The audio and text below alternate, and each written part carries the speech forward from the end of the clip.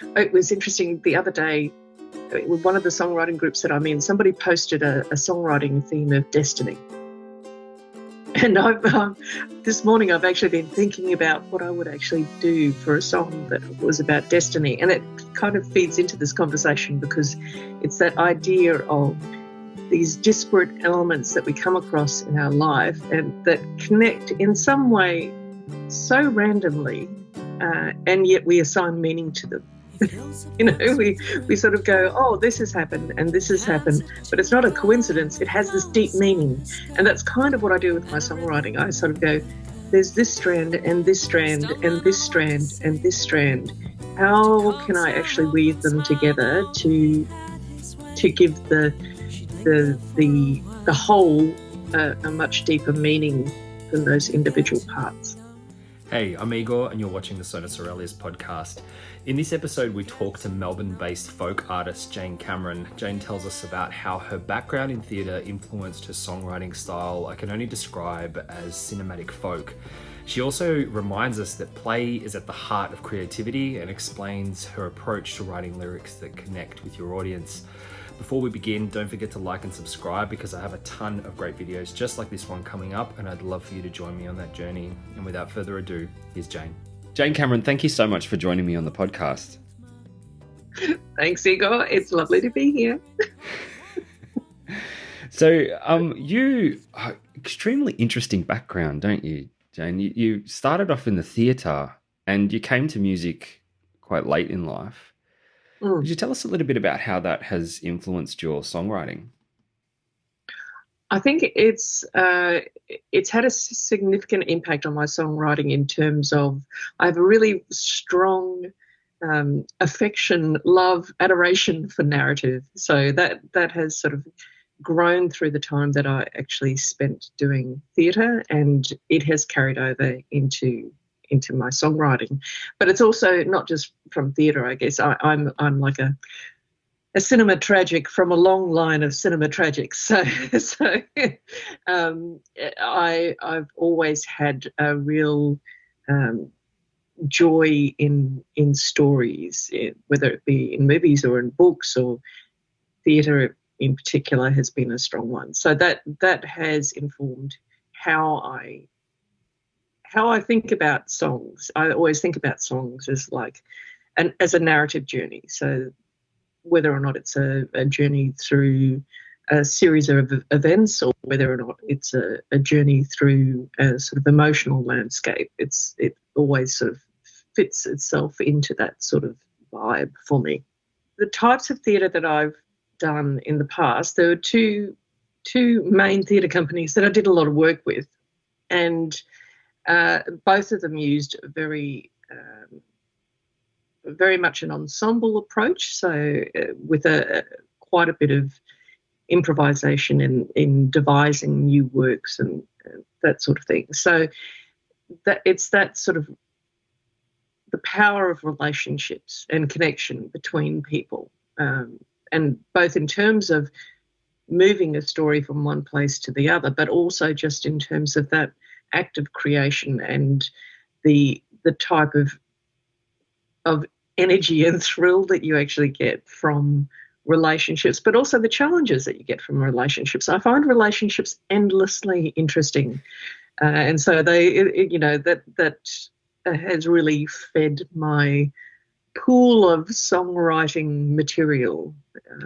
Much of it has come from my own experience of relationships, but also that observation of relationships around me, and all of what I see becomes part of me in a way that I can actually work through and find connections and build something from. Yeah, and you have an incredible way of connecting sort of really big concepts with the small everyday things that we experience. How do you approach the songwriting process given your background and love of theatre and cinema and deep narrative? I think through a lot of my songs, there are some recurring sort of motifs that you'll find. One is the ocean. Growing up in Queensland, the ocean is a really significant image in a lot of my work. But the other is this idea of weaving, and it's how I actually see all the different strands of things that actually come together. I guess it was interesting the other day, one of the songwriting groups that I'm in, somebody posted a songwriting theme of destiny. And this morning I've actually been thinking about what I would actually do for a song that was about destiny. And it kind of feeds into this conversation because it's that idea of these disparate elements that we come across in our life and that connect in some way so randomly, and yet we assign meaning to them. We sort of go, oh, this has happened and this has happened, but it's not a coincidence. It has this deep meaning. And that's kind of what I do with my songwriting. I sort of go, there's this strand and this strand and this strand and this strand. How can I actually weave them together to give the whole a much deeper meaning than those individual parts? And that's, I think, a lot of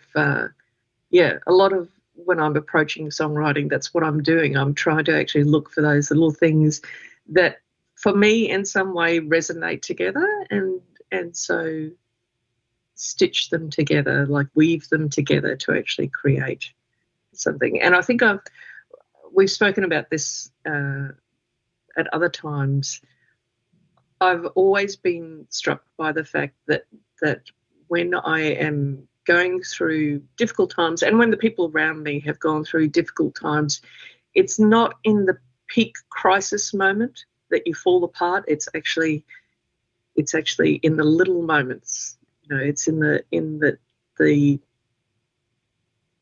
things that are everyday and simple, and you just suddenly can't get them done. And that is what actually tips you over into the breakdown sort of thing. So, and so that's why I always see in my songwriting that there's a focus on this little thing that actually has that deeper connection to the big thing that's happening in the song, the big concept that I'm trying to put across. So you treat every little line with care to make sure that it connects with the bigger picture. Yeah, I take care, but a lot of the time it's quite, I guess, instinctive for me, that weaving together of meaning. So there are times, there's one song that was on the album that I released in 2015, Mercy of the Tide, and that song literally came to me in its entirety overnight. Like, I woke up one morning and the whole song was there in my mind, like the lyrics, the melody, the chords. I just had to write it down. It was like somebody had just handed it to me. So somewhere in my subconscious, during my sleep, it had stitched together all these different things and had come up with this story about a woman who's terminally ill, goes to a bar, meets somebody, and then she disappears, and then that person is then looking for her months later and then finds out that she's actually died. So there was this whole narrative that was going on in my head. And the spooky thing was that later that day I actually read a news article, which I had not seen previously, that actually talked about a woman in the States who had been diagnosed with a terminal illness. She and her entire family had packed up, travelled around the world for a year doing all the things that she wanted to do, and then they had gone and settled in a state that had death with dignity laws so that she could actually end her life at a time of her choosing. So it was like my mind had suddenly put together stuff that was floating around in the ether, but I wasn't consciously aware of. Yeah, like a bit of a premonition, but also taking in subconsciously things that are happening around. Yeah. And I think with songwriters, that's a lot of the time we do that sort of thing. We see meaning, or I guess because we're looking for deeper meanings. We are looking for ways to actually connect. And so I think we do actually. I'm not sure whether you've experienced this. I experience this a lot. I'll be sitting on a tram and I will hear a phrase, or half of a phrase, which has actually, in isolation, doesn't mean anything. But for some reason, it hooks into something that I'm already thinking about, and that generates a line or two of lyrics, and suddenly I'm into another song. It's that thing of, there's something in us that just wants to create, wants to actually find and create meaning, both for ourselves and for people around us, I think. And so we find these threads and we bring them all together, and hey presto, look, it's a song. Yeah, I can relate to that. In fact, most of my songwriting comes from conversation with people. And I think for you, there's also this other element where you really connect with, as I mentioned before, the everyday. And one of your songs actually takes place between when you wake up to your first morning coffee. Yes, yeah, and that's that song is very much about that idea of time is this strange social construct. I know there's, yes, it definitely exists, but in some ways it is this social construct that we think in terms of minutes and hours and days, but at the same time, in our minds, we can actually be lost to time. We can be lost in time. So we can be getting up, making a coffee, getting ready for work. And at the same time as we're doing this, our mind is either ranging ahead in time to thinking about what we imagine the future will be like. We may never get to that future that we imagine, but it's playing out in our minds. Or we're sort of stuck in reliving past events, past experiences. So it's actually quite tricky, really, as human beings, I think, to actually just be in the moment and experience what we're experiencing right now without automatically trying to actually connect it either to past experience or to what we want things to be somewhere in the future. So I completely relate to that experience, and I think you do a really good job at, I think, presenting these ideas in almost like as you say, a narrative way. Your music is cinematic. You tell stories. It's like a script. It's like a film that connects, I think, the individual with, the people in it, but then also so many relatable experiences. And so on relatability, how do you approach performance? Because I've heard people talk about how good your performances are live, and how you really draw people in with not only your storytelling, but I think just generally your ability to perform well. I'm very glad to hear that. I think the key for me for performance, and this is regardless of what art form you're practicing, whether it's music or theatre or dance, it's all about authenticity. Everything that we do, like as an actor, if I'm on stage, it's actually truth that makes the difference for your connection with the audience. And that doesn't mean that that the story that you're telling is your story. It's not. But it means that within that story that you're telling, there is some part of you that you're actually sharing with the audience. Even if it's just your sense of how you would react in this situation if the same circumstances applied to you, how you would respond, or simply just how you feel different emotions, like how that is actually present in your body. And I think the same is true with songwriting. It's so much about, I might sing a song that's like a murder ballad. Doesn't mean that I've murdered anyone that I'm going to admit to, but but it does mean that I have had the experience of wanting to murder somebody. You know? That is definitely relatable. Yeah. Yeah. So you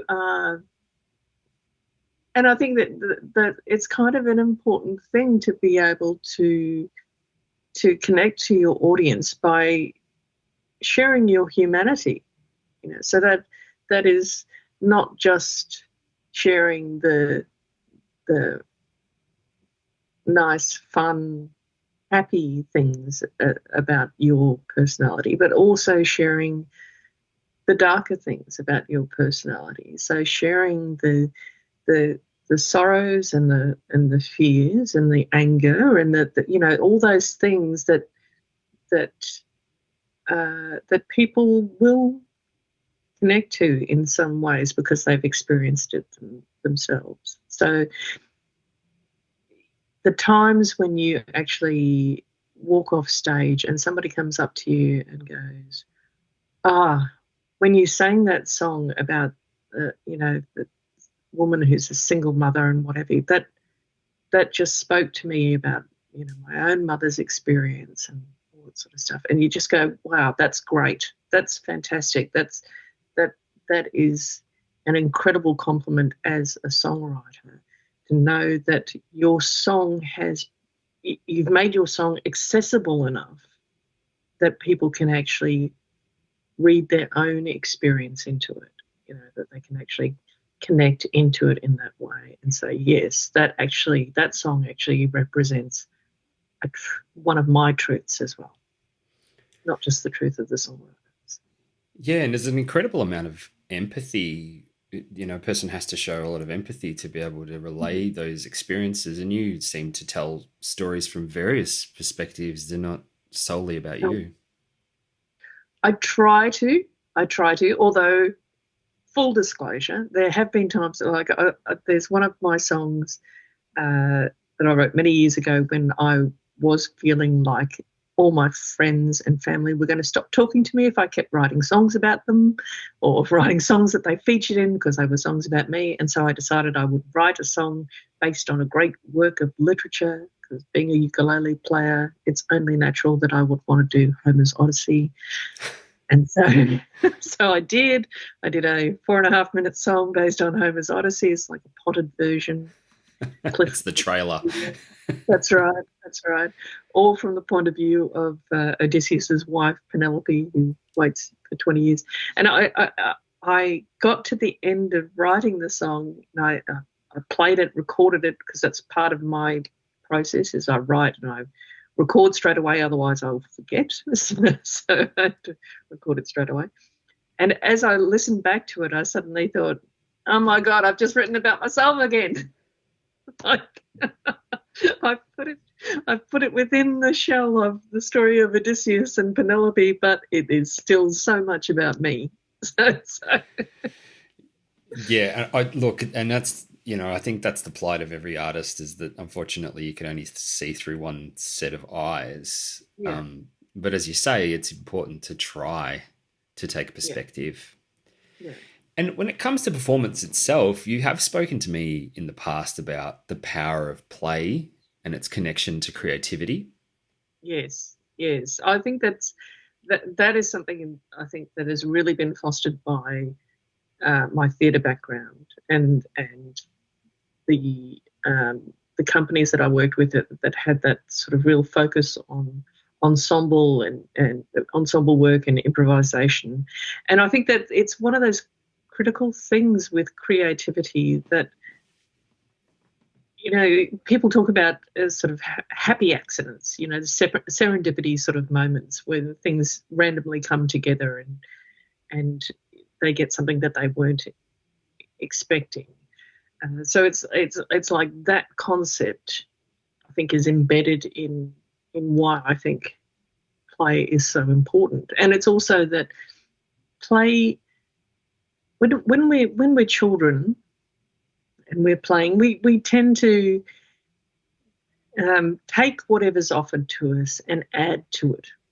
So we don't qualify it. We take, somebody makes an offer to us and we go, yes, I'll take that and I'll add this thing to it and I'll add this thing to it. And then suddenly you've got a dragon that's actually, or a dinosaur that's actually flying a helicopter to rescue a knight who has been dropped down into a well that is full of piranhas. While the story just grows and grows and grows and expands. I think as adults we can tend to try and close down and control our stories, and for creativity, I think it's really critical for me to be able to just enjoy that moment of creation. So really dive into that playful element, and look at things that I've got available to me and go, well, yeah, in a normal set of circumstances, I might not put this thing with this thing, but hey, it's not normal. It's play. I can just do whatever. So I put it together and I try it and see whether it works. And if it does work, that's fantastic. And if it doesn't work, it doesn't matter, because there's more that I can add. There's more that I can use to actually play and create. And I think it's something that I hope more people will do when they're going into songwriting. I do sometimes run songwriting workshops at festivals and things, and the basis of my workshop is really all about that idea of play and freeing yourself up to actually just freeing yourself from judgment, really. It's actually setting the judgment aside. You can bring that back later on if you want, but set it aside and just dive into the process of creation. And I think you never regret that. It opens up so many possibilities, doesn't it? Yeah. So Jane, final question. What advice would you give someone who's sort of thinking about maybe doing some songwriting? Oh, I would say do it now. Songwriting is so much fun. I think there are definitely play. So don't try and